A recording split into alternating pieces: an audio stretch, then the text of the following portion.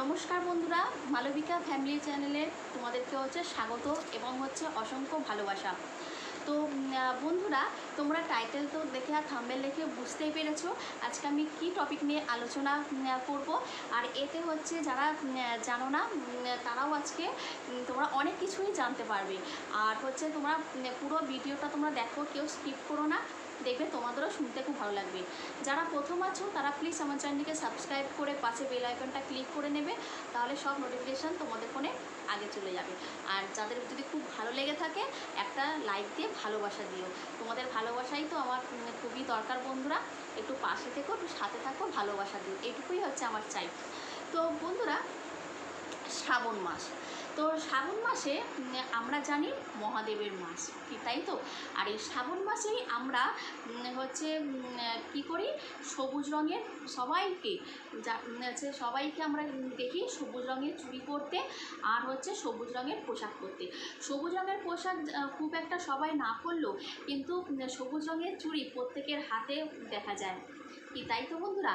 তো কেন এই সবুজ রঙের চুড়ি আমরা হাতে পরি, আর এর গুরুত্ব কতটা, আর তোমাদেরকে আমি সেটা আজকে তুলে ধরবো।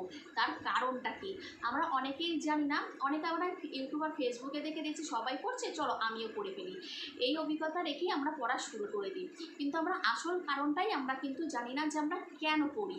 আর এই জন্য আজকে তোমাদের কাছে সমস্ত কিছু আমি আলোচনা করব, কেউ কিন্তু স্কিপ করবে না, দেখবে তোমাদেরও শুনতে ভালো লাগবে।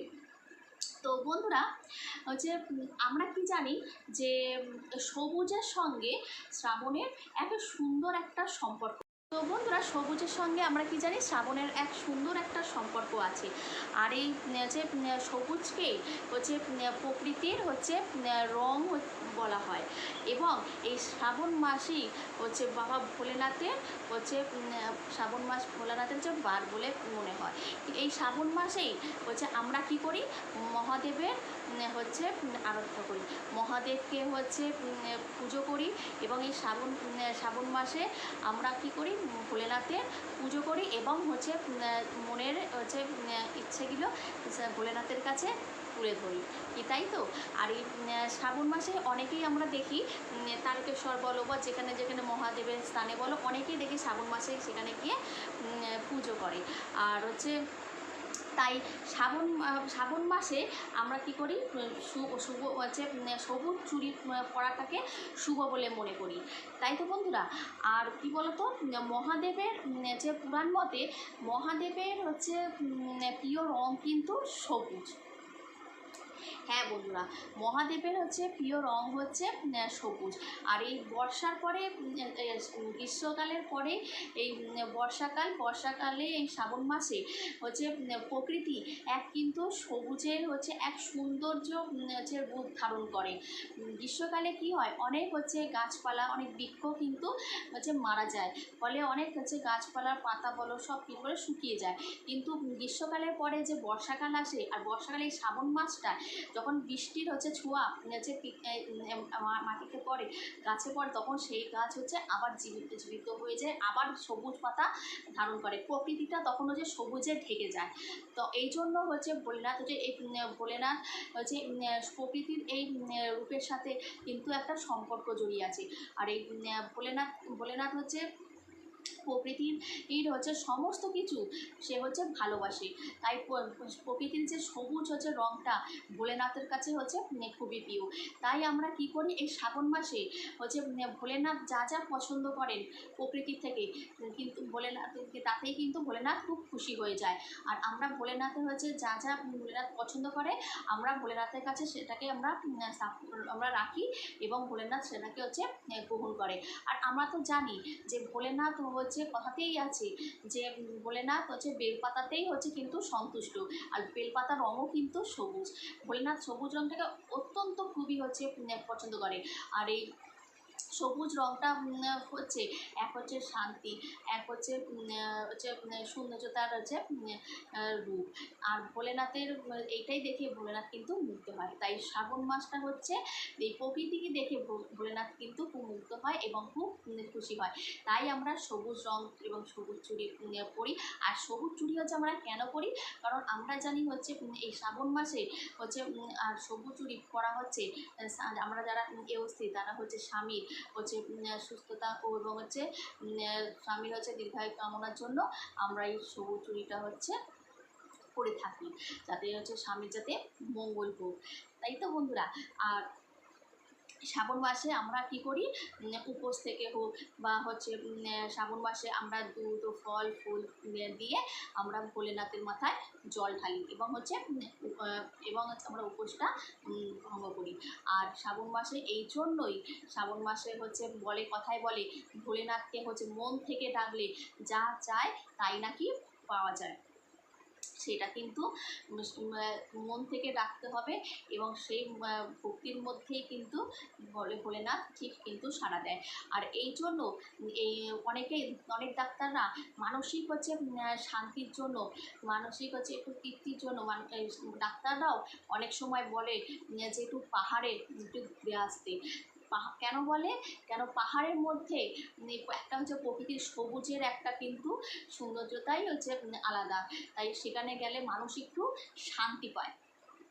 তাই তো বন্ধুরা, ওই জন্য পাহাড়ের হচ্ছে সবুজ রং হচ্ছে দেখা যায়, বিভিন্ন রকম গাছপালা দেখে আমাদের মনে সেই সময় শান্তি চলে আসে।